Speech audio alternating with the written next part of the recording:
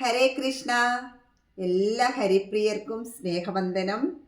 ഇന്ന് 30 വെള്ളി, അതായത് ഉത്തരായന കാലത്തിലെ ആദ്യത്തെ 30 വെള്ളിയാണ്.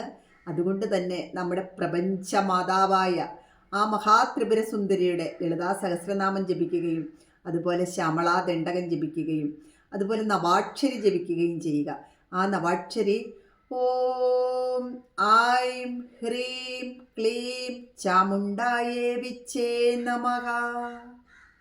ആ സിംഹത്തിൻ്റെ പുറത്തിരിക്കുന്ന ആ മാതാവിനെ നമ്മുടെ ഹൃദയപത്മത്തിൽ കുടിയിരുത്തിക്കൊണ്ട്, അതുപോലെ ശ്യാമളാദണ്ഡകം ജപിക്കുവാൻ സാധിക്കാത്തവർ ശ്യാമളാദേവിയുടെ ആ സർവാത്മകത്വ വർണ്ണനയെങ്കിലും ജപിക്കുക. ഹരേ കൃഷ്ണ.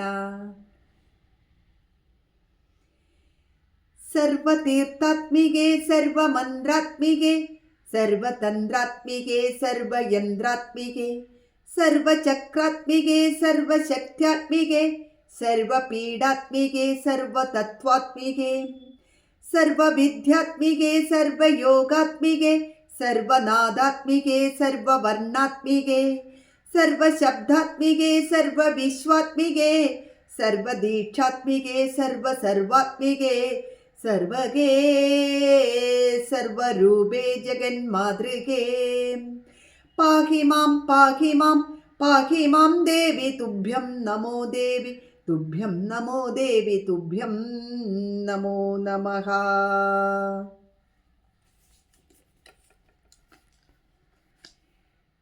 സർവതീർത്ഥസ്വരൂപിണിയും സർവമന്ത്രസ്വരൂപിണിയും സർവതന്ത്രസ്വരൂപിണിയും സർവയന്ത്രസ്വരൂപിണിയും സർവചക്രസ്വരൂപിണിയും സർവശക്തിസ്വരൂപിണിയും സർവപീഠസ്വരൂപിണിയും സർവതത്വസ്വരൂപിണിയുമായ ശ്യാമളാദേവിക്ക് നമസ്കാരം.